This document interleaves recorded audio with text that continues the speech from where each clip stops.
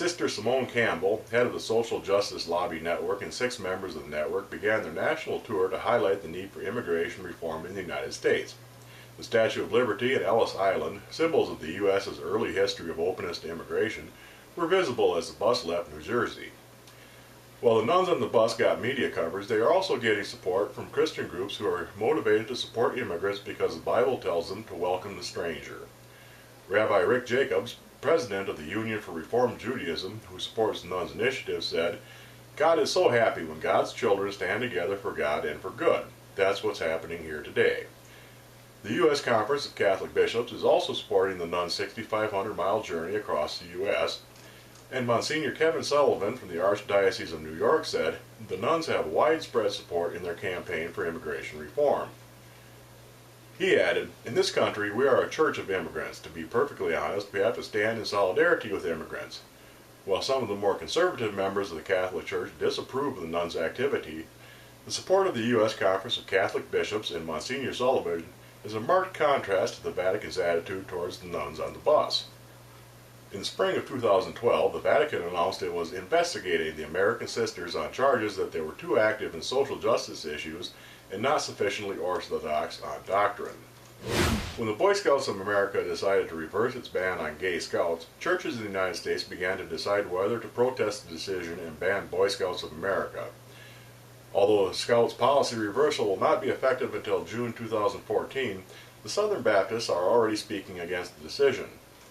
Frank Page, president of the Southern Baptist Convention's Executive Committee, told ABC News, "I think I can say with pretty strong accuracy that the vast majority of Southern Baptists are very disappointed in the latest policy change.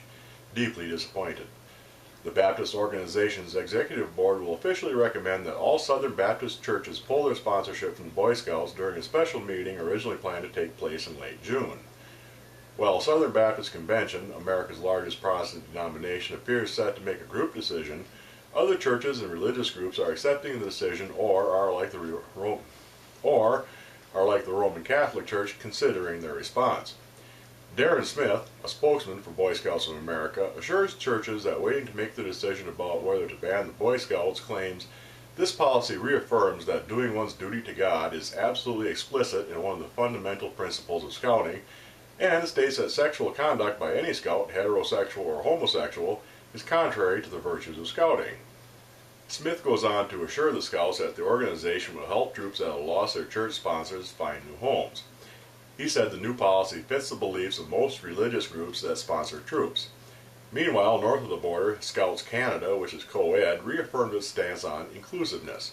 In March of this year, Kaylee Gallipol, National Youth Commissioner and chair of the National Youth Network for Scouts Canada, said that recent events offered a chance to reiterate that Scouts Canada is open and inclusive and has always been.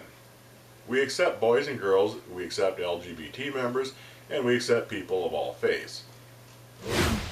This year marks the 150th anniversary of the Seventh-day Adventist Church. However, it is October 22, 1844 that is most significant for the Adventists, as it was a day of the great disappointment, because the world didn't end as William Miller, the leader of a 19th century doomsday sect, had prophesied. In the face of this great disappointment, members of the sect formed the Seventh-day Adventists in Battle Creek, Michigan.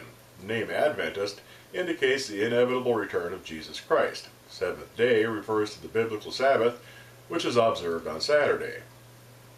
While they wait for the return of Jesus Christ, the Adventists focus on health, not death. Health represents the creation, while healing is part of the restoration, according to Michael F. Cawley, president of the Florida Conference of Seventh-day Adventists. The idea of restoration is what birthed the Adventist emphasis on healthy living, wholeness, vitality, and life to the fullest. Healthy living is part of the Adventist theology, and the emphasis on health means that Adventists make a positive contribution to society through their not-for-profit hospitals, clinics, fitness centers, sanitariums, and nursing homes. In a statement that praises the Adventists but is not scientifically accurate, Brad Bloom, publisher of Faith and Fitness magazine, says, "It is part of their DNA not just to focus on the redemption, but on healthy living. Everybody can see the logic behind that." The emphasis on health was introduced to the Adventists by two brothers with a last name that is recognizable in households across North America.